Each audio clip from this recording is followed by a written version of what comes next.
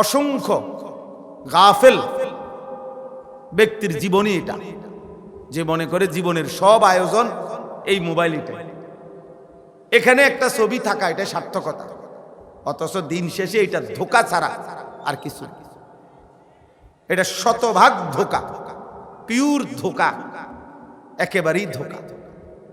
গোটা দুনিয়াটাই যেখানে ধোঁকা, সেটা তারও বেশি ধোঁকা।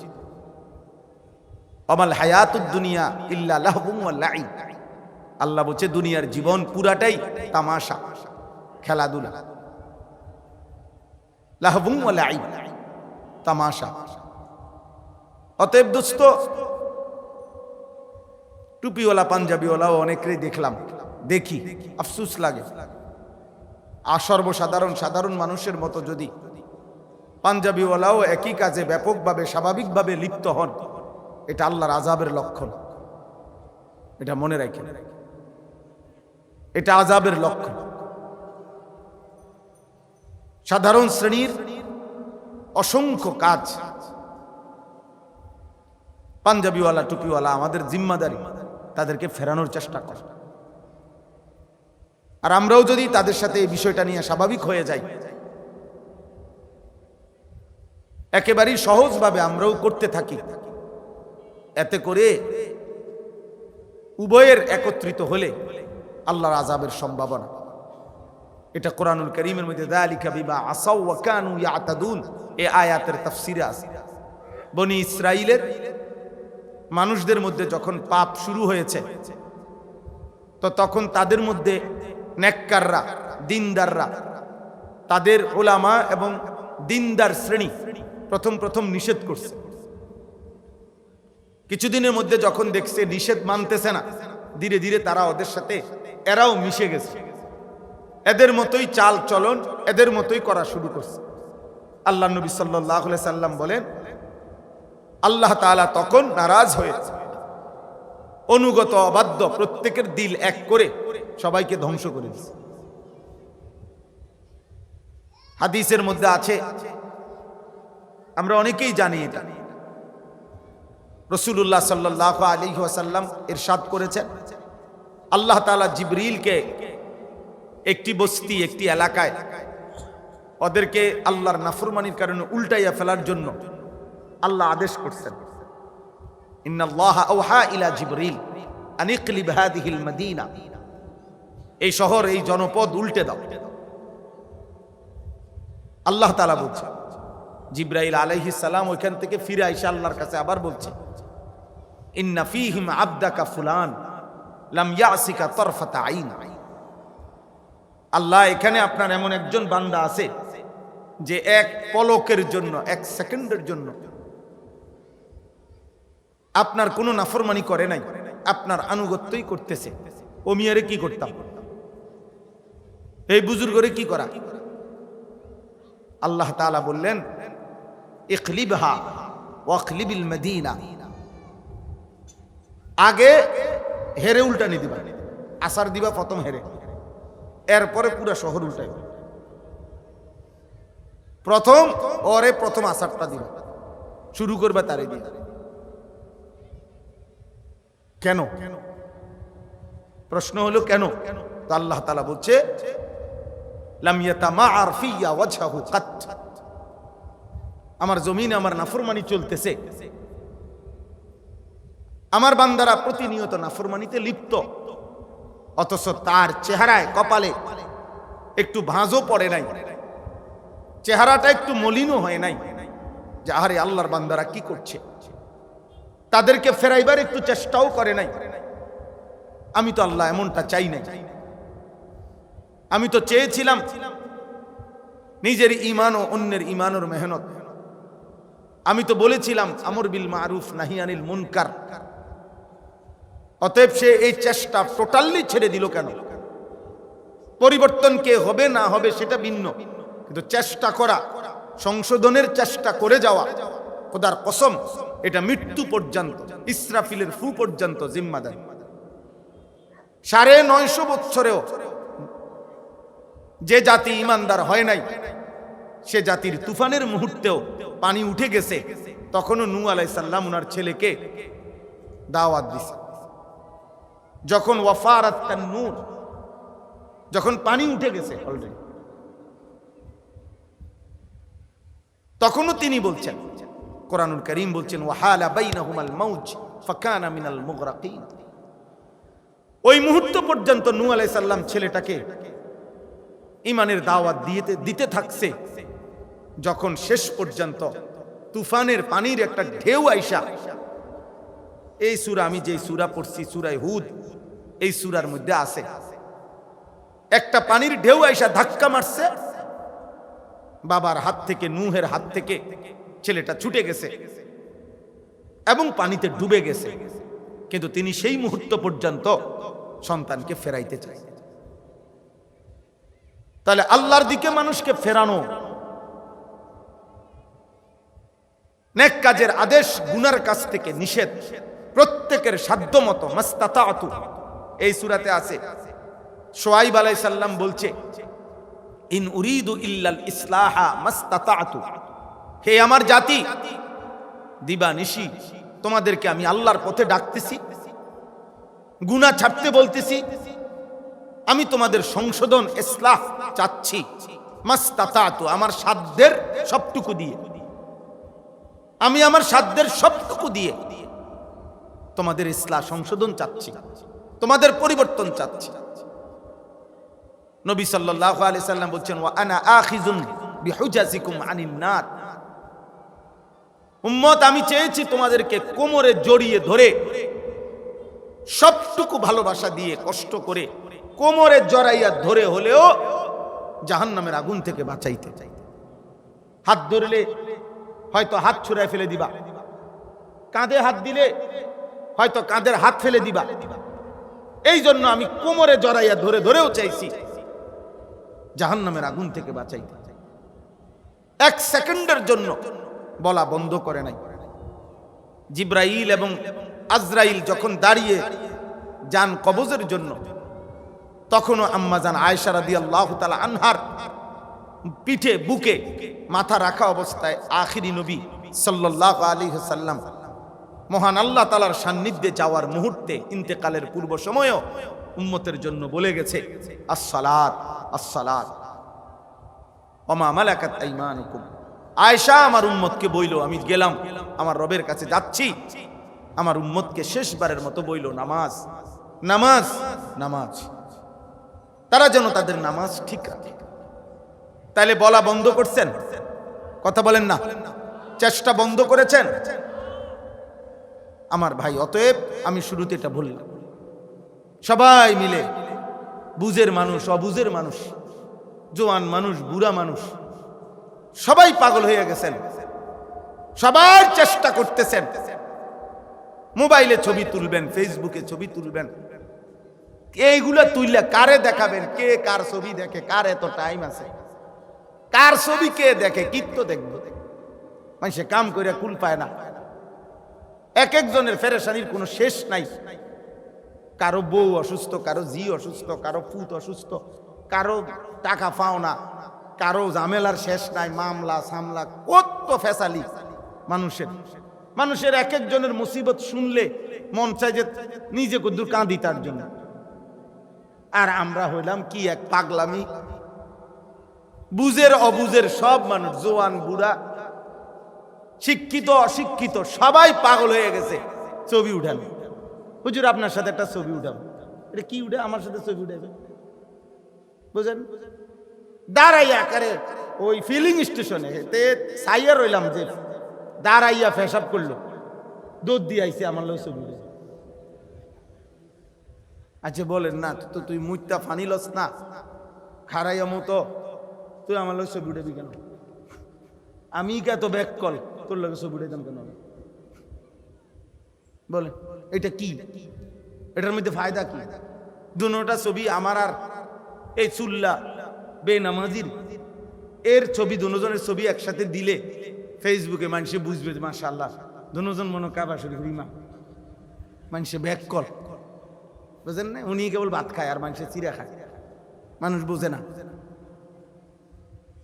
মানুষ বুঝে না। তাইলে আপনি যেমন, মানুষ বুঝেও তেমন। মানুষ চোরের চোরই মনে করে, মানুষ ভালোকে ভালোই মনে করে, অনুগতকে অনুগতই বুঝে, নাফরমানকে নাফরমানই বুঝে। আরবিতে বলা হয় ওয়াফিকা উয়ুবুন ওয়ালিন্নাসি আ'য়ুনুন। আরবি একটি গুরুত্বপূর্ণ প্রবাদ এটা। তোমারও দোষ আছে, মানুষেরও চোখ আছে। মানুষ চিনতে ভুল করে না, মানুষ বুঝতে ভুল করে না। মানুষ জুনায়েদ বাগদাদিরে চোর বলে না, চোরের জুনায়েদ বাগদাদি বলে না। মানুষ বেনামাজি নাফরমানকে নেককার বলে না আব্বা। মানুষ সুদখোরকে সুদখোরই বলে, হয় সামনে বলতে পারে অথবা পিছনে হইল হারামখোরই বলে, হারামখোরই বলে বেটা। মানুষ ঘুষখোরকে ঘুষখোরই বলে বেটা।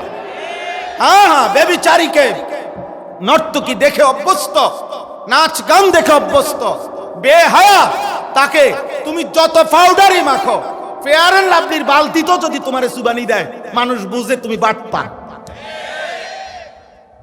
মানুষ বাটপার চিনতে ভুল করে না, ইমানদার চিনতেও ভুল করে না, সেজদাওয়ালা চিনতেও ভুল করে না। আল্লাহ নবী সাল্লাল্লাহু আলাইহি সাল্লাম বলছেন, মান কাসুরা সালাতুহু হাসুনা ওয়াজহুহু। যার নামাজের পরিমাণ যত বেশি, তার চেহারার সৌন্দর্যের পরিমাণ তত বেশি। নামাজের পরিমাণ যার বেড়ে যায়, চেহারার সৌন্দর্য তার বেড়ে যায়। এজন্য চিনতে কেউই ভুল করে না। সবাই বাতে খায়, আমনে শুধু বাত খান, বাকিরা চিরা খায় এমন না।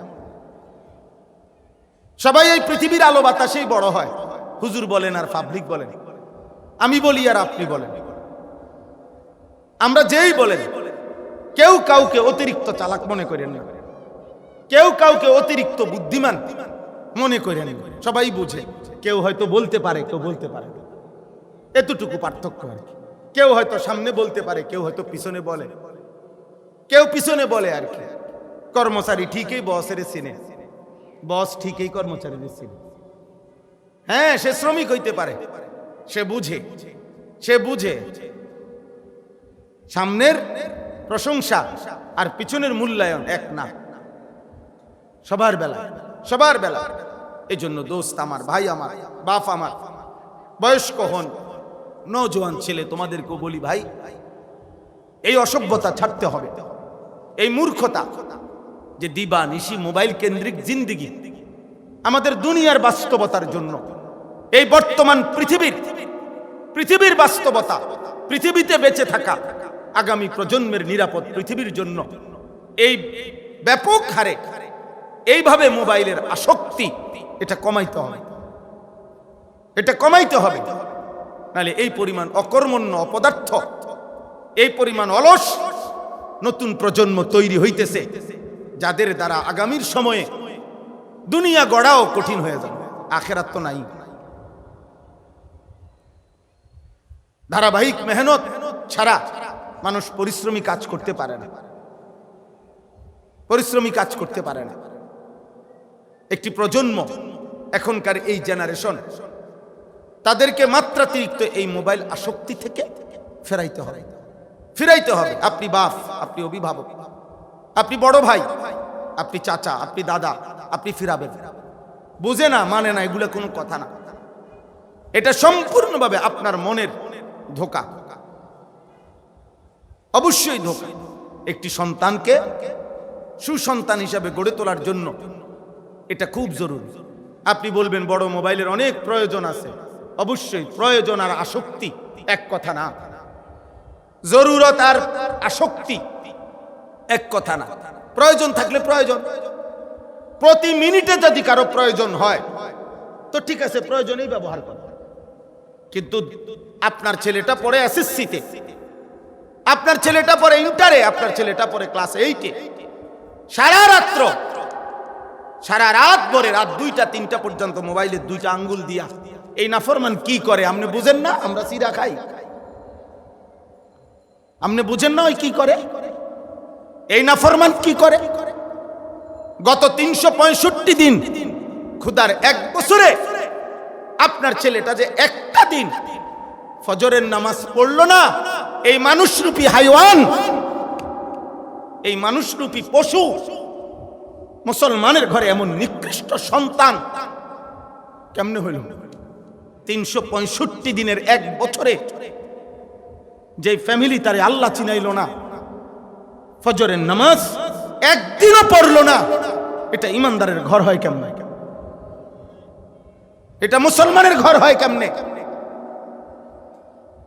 রাসূলুল্লাহ সাল্লাল্লাহু আলাইহি সাল্লাম বলেছেন, লা তাজআলু বুয়ুতাকুম মাকাবির, তোমরা তোমাদের ঘর কবরস্থান বানায়ো না। যে ঘরে কোরআনুল কারীম তেলাওয়াত নাই, খোদার কসম নবী বলছে সেই ঘর কবরস্থান। যে ঘরে আল্লাহর জিকির নাই সেই ঘর কাল বাইতুল খারিব, বিরান ঘর। সারা বাড়ি মানে হলো মানুষ যে ঘর অব্যবহৃত হিসাবে ফেলে দেয়, ভাঙ্গা ভুঙ্গা গেছে, কোনাকানি ভাঙ্গা গেছে, টিন খুললা গেছে, দরজা ভাঙ্গা গেছে, এখন আর ওইখানে মানুষ থাকে না। তখন ওই ঘরের মধ্যে কুকুর থাকে, বিড়াল থাকে, সাপ থাকে, বিচ্ছু থাকে, কেঁচো থাকে, পোকামাকড় থাকে, ওইটারে কয় সারা বাড়ি। আল্লাহর নবী সাল্লাল্লাহু আলাইহি সাল্লাম বলছে, যে কলিজার মধ্যে, যে হৃদয়ে আল্লাহর কোরআন নাই, যে ঘরে আল্লাহর কোরআন নাই, আল্লাহর কসম নবী বলেন কাল বাইতুল খারিব, ওইটাও ওইরকম সারা বাড়ি। ওই হৃদয় সারা ঘর, যে হৃদয়ের মধ্যে মানুষ থাকে না, কুকুর থাকে, যে হৃদয়ে সাপ থাকে, বিচ্ছু থাকে, যে হৃদয়ে হিংস্র কোন জন্তু প্রাণী কীট পতঙ্গ থাকে, ইনসান থাকে না। কোরআনবিহীন হৃদয় মানুষের হৃদয় না, কোরআনবিহীন অন্তর এটা মানুষের অন্তর। এটাই সাফ কথা। আপনি মুসলমান, আপনি শিখবেন না কেন? আপনার উপর এটা জিম্মাদারি, আপনি শিখবেন না কেন? আপনি ব্যস্ত, কিসের ব্যস্ত? আপনি চাকরি করেন, উপার্জন করেন, তো কি উপার্জন করবেন? উপার্জন করিলে আখিরাত উপার্জন করবেন না? কবর উপার্জন করবেন না? আর উপার্জন করে এই পর্যন্ত পরিবারের চাহিদা অথবা যেই জন্য উপার্জন করতেছেন সেই চাহিদা পূরণ করে শেষ করে ফেলছে এমন একজন মানুষ আছে পৃথিবীতে? বলেন না দুনিয়ার চাহিদা শেষ হয়েছে কারো? তো বলেন, আপনি ব্যস্ত মানে? উনি ব্যস্ত। হুজুর আপনারা তো হুজুর মানুষ, আপনারা এগুলা বুঝবেন না। না, আমরা বুঝবো না, আমরা চিরা খাই, আপনি শুধু ভাত খান, আমরা বুঝতাম না। আপনি ব্যস্ত, আপনি ব্যস্ত, মিথ্যা কথা। আপনার কলিজার ভিতরে এই আয়াতে আছে, অহুম বিল আখিরাতি হুম কাফিরুন। আল্লাহ তাআলা বলে, বান্দা মনে রেখো, যার কলিজার মধ্যে আখিরাত নাই, আখিরাত যার হৃদয়ে বিশ্বাস নাই, তার কাছে ঈমান, ইসলাম, কোরআন, সিজদা, তিলাওয়াত, আল্লাহর বন্দেগী সবকিছুই কষ্টকর। আসল কথা, তার হৃদয়ে আখিরাত নাই। ইয়ালামুনা যাহিরাম মিনাল হায়াতিদ দুনিয়া ওয়া হুম আনিল আখিরাতি হুম গাফিলুন। আল্লাহ বলে, আয় আমার নাফরমান বান্দা, দুনিয়ার বাহ্যিক অংশ, উপরের অংশ, সাংসারিক এই দুনিয়া তো খুব বুঝলা। ইয়ালামুনা, জ্ঞান অর্জন করেছে, পর্যাপ্ত পরিমাণ জ্ঞান অর্জন করেছে। একটি মশার উপরে ওনার থিসিস আছে, একটা ব্যাঙের উপরে ওনার থিসিস আছে। উনি পদার্থ জীববিজ্ঞান, রসায়ন বিজ্ঞানের অনেক গভীরতম পড়ালেখা করেছে। উনি উচ্চতর গণিত পড়ালেখা করেছে। উনি কম্পিউটারের উপরে অজস্র পড়ালেখা করছে। উনার জ্ঞানের সাগর উনি আটলান্টিক মহাসাগরের গভীরতা জানে, উনি হিমালয় পর্বতের উচ্চতা জানে, উনি পৃথিবীর সর্বোচ্চ আধুনিক প্রযুক্তির শেষ খবরটাও, শেষ সংবাদটাও জানে। উনি সব জানে, উনি সব বুঝে, কিন্তু অহুম আনিল আখিরাতে হুম গাফিলুন। আজকে 30 বছরে উনি কোরআনুল কারীমের একটা পৃষ্ঠা দেখাও তুমি শুদ্ধ করে পড়তে পারে না। আফসোস আপনার জীবনের উপরে, আফসোস, আফসোস, আফসোস আপনার হায়াতের উপরে, আফসোস আপনার পড়ালেখার উপরে, আফসোস আপনার সার্টিফিকেটের উপরে, আফসোস আপনার মুসলিম পরিচয়ের উপরে, আফসোস। দুর্ভাগ্য আপনার, দুর্ভাগ্য আপনার, দুর্ভাগ্য। এই সমাজে সব দরকার। এই সমাজে আব্বা ডাক্তার দরকার, ইঞ্জিনিয়ার দরকার, এখানে গবেষক দরকার, চাকরিজীবী দরকার, ব্যবসায়ী দরকার। কিন্তু এই সমাজে সব দরকার, ঠিক আছে, আমরাও মানি এটা। এই সমাজে সব আছে, শুধু জুতা সিলেন না নাই, তাহলে সমাজ চলবে না। এই সমাজে ড্রাইভার, প্যাসেঞ্জার আছে অনেক, কিন্তু ড্রাইভার নাই, এই সমাজ চলবে না। এটা আল্লাহরই কুদরত। নাহনু কাসামনা বাইনাহুম মাঈশাতাহুম ফিল হায়াতিদ দুনিয়া। কোরআনে আল্লাহ বলছে, আমার বান্দাদের মাঝে দুনিয়ার উপার্জন, দুনিয়ার কামাই রোজগারি, কে কোন কাজটা করবে, আমি আল্লাহ কাসাম না, আমি বন্টন করে থাকি। কে বন্টন করে? কর্মের উদ্দীপনা আল্লাহ দেয়।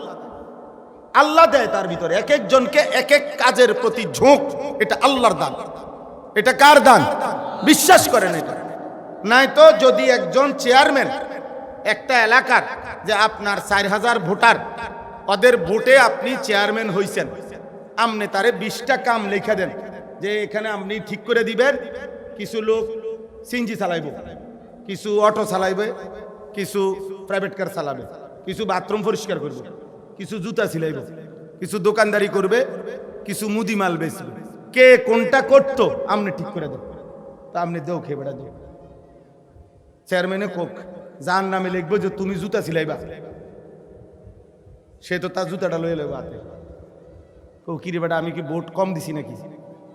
হ্যাঁ, তুমি আমার নামে প্রথম এটা লেখলা কেন? মানে উনি পারবেনি বন্টন করে দিতে, কেউ পারবে, কারণ এটা নিয়ে তো সমাধান করতে পারবেন। কারে দিব সিএনজি চালাইতে? সে বলবো প্রাইভেট কারটা এখানে দেখা যায়, আর আমারে দিছে সিএনজি। কেউ মানবে না। কিন্তু আল্লাহ বলেন, কর্মের এই উদ্দীপনা, কাজের এই বিভিন্ন সেক্টর, এটা আমি আল্লাহ বন্টন করে থাকি। সুবহানাল্লাহ, সুবহান। আমার জমিন আমি চালাই। ইউদাব্বিরুল আমর, এই জমিন আল্লাহ পরিচালনা করে, কায়নাত আল্লাহ পরিচালনা করে, গোটা সৃষ্টি জগৎ আল্লাহ পরিচালনা করে। ওমা কুন্না আনিল খালকি গাফিলিন। আল্লাহ বলেন, আমার একটা সৃষ্টির ব্যাপারে আমি 1 সেকেন্ডের জন্য গাফিল নই। ইন্না কুল্লা শাইইন খালাকনাহু বিকাদার। আল্লাহ বলেন, আমি সব কিছু সৃষ্টি করেছি পরিমাণ মতো করে। আমার বৃষ্টির ফোঁটা নির্ধারিত, আমার রৌদ্রের আলো নির্ধারিত, আমার সূর্যের আলো নির্ধারিত, আমার চন্দ্রের আলো নির্ধারিত। কোনো কিছুর মধ্যে তুমি বান্দা এলোমেলো দেখতে পাবে না। দেখো, তুমি খোঁজ নিয়ে তোমার দাদারে জিগাও, তোমার দাদার বাপ দাদার 14 গোষ্ঠীর আমলে কোনোদিন এমন হয় নাই যে 72 ঘন্টা রাত আর দিন আসে নাই, এমন হয় নাই। 48 ঘন্টা দিন আলো, অন্ধকার আর হচ্ছে না, এমন ঘটনা রূপকথার কোনো বইতে, গল্পের কোনো বইতেও নাই। শুনছেন কোনোদিন যে একবার আজ থেকে 300 বছর আগে একবার এরকম ঘটনা কইছিল যে 72 ঘন্টা শুধু রাত আর দিন হয় না? এমন শুনছেন? কথা বলেন না। কিন্তু আল্লাহ চাইলে রাত বানিয়ে রাখতে পারেন, আল্লাহ চাইলে দিন বানিয়ে রাখতে পারেন। কোরআনে আল্লাহ সূরা কাসাসের মধ্যে আছে, আল্লাহ বলছে আমি পারি। কুল আরাআইতুম ইন জাআলাল্লাহু লাকুমুল লাইলা সারমাদান ইলা ইয়াউমিল কিয়ামাহ মান ইলাহুন গায়রুল্লাহ ইয়াতিকুম বিদিয়াইন। বলো না বান্দা, আমি যদি চাই এই রাতটাকে টেনে লম্বা করে কিয়ামত পর্যন্ত রাত বানিয়ে রাখি, মান ইলাহুন গায়রুল্লাহ, আমি আল্লাহ ব্যতীত আর কে আছে যে আগামী কালকের ভোর এনে দিবে? কে বলেন না কেন? ইয়াতিকুম বিদিয়াইন, কেউ এনে দিতে পারবে না, কেউ না। তো সেই আল্লাহ তাআলা বলেন, যেটা আমি পারি, তবুও আজ পর্যন্ত আমি কোনোদিন আমার নিজামের মধ্যে, শৃঙ্খলার মধ্যে আমি ব্যতিক্রম করি নাই। লা শামসু ইয়ামবাগি লাহা আন তুদরিকাল কামার ওয়ালা লাইলু সাবিকুন নাহার। সূর্য চন্দ্রকে ডিঙ্গায় না, রাত্রি দিনকে ডিঙ্গায় না। রাত রাতের তরতিবে আসে, দিন দিনের তরতিবে আসে, সূর্য সূর্যের নিয়মে আসে, চন্দ্র চন্দ্রের নিয়মে আসে। অকুল্লুম ফি ফালাকিন ইয়াসবাহুন।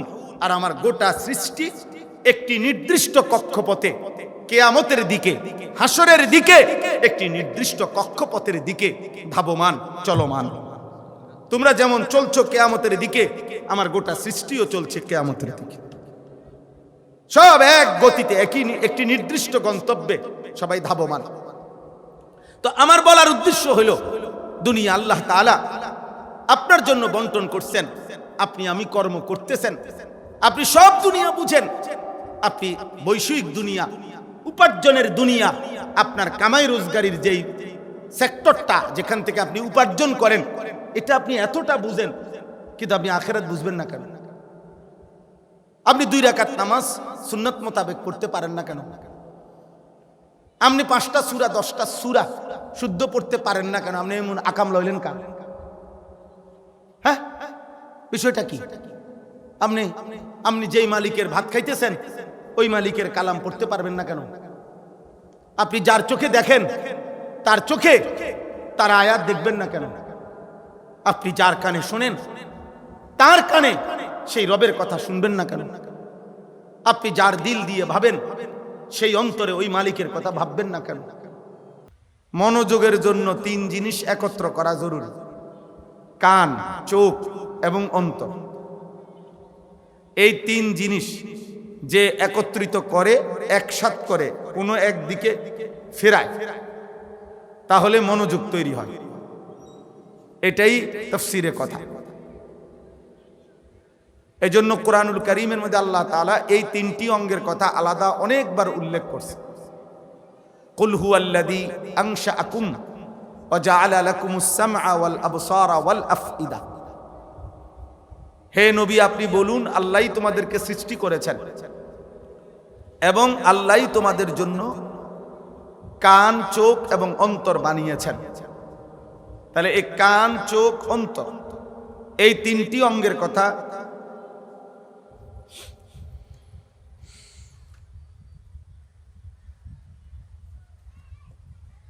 একত্রিত করা মনোযোগের ক্ষেত্রে জরুরি। আর আল্লাহরই কুদরত একটা জিনিস, এই 3টি অঙ্গ এমন, যে কোনো দিকে একটি অঙ্গকে যদি কেউ ফিরায়, বাকি 2টাও ওই দিকেই ফিরে। চোখের নজর যেদিকে যায়, কানের এবং অন্তরের রুখ, মনোযোগও ওই দিকেই যায়। কান যেদিকে ফিরায়, চোখ এবং অন্তরও ওই দিকে ফিরে। অন্তর যেদিকে ফিরায়, কান এবং চোখও ওই দিকে ফিরে। তার মানে এই 3টা, আমাদের দেশে যেমন কথায় কথায় বলে কান টাইনলে মাথা আসে, তার মানে একটা ফিরাইলে, একটা মনোযোগ দিলে বাকি 2টাও ওই দিকে যায়। এই জন্য আমি এই এতগুলো কথা বলার অর্থ হইল, এখানে যতজন বসছেন আমার নজরের সামনে, এই যে স্ট্যান্ডওয়ালা যতগুলো ক্যামেরা আছে, এগুলো ছাড়া যাদের হাতে মোবাইল, এরা সব মোবাইল বন্ধ করতে হবে। আর নাই তো উঠে চলে যাইতে হবে, এখান থেকে চেয়ার ছেড়ে দিতে হবে। আর নাই তো আমি উঠাই দেবো আপনাকে। সাফ কথা। হয় আপনি এটা বন্ধ করবেন, নয়তো আপনি উঠে চলে যাবেন নিজের থেকে, নয়তো এরপরে আমি যারে দেখব, যত বড় ব্যক্তি হন আপনি, আপনারা আমি ধমক দেব, চেষ্টা করব বাইর করে দিতে। না পারলে লোক নিমু, দরকার হলে আলাদা, আপনারা যাতে আলগি দিয়া নিয়ে আসেন। এই জন্য দয়া করে প্রত্যেকের কাছে আমার অনুরোধ, এটা একটা তামাশা না। প্রত্যেকেই ছবি উঠাবেন, ঘুরাবেন, এটা জরুরি না আব্বা।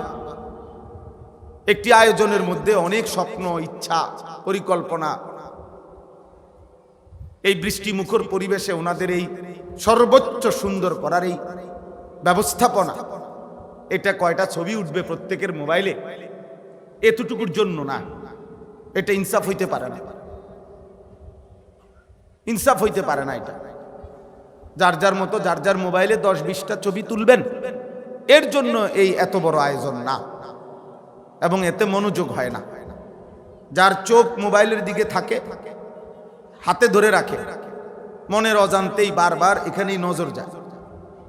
একবার এটারে আগায়, একবার পিছায়, একবার ছোট করে, একবার বড় করে, এই সদর বদর করতে করতেই শেষ টাইম। এরপরে জিজ্ঞাসা করবেন, কিছুই বোঝেন। হ্যাঁ, বুঝার দরকার কি? তার জিন্দিগি তো মোবাইল, পৃথিবীতে আসছেই বাকিটুকু হায়াত মোবাইল টিপার জন্য।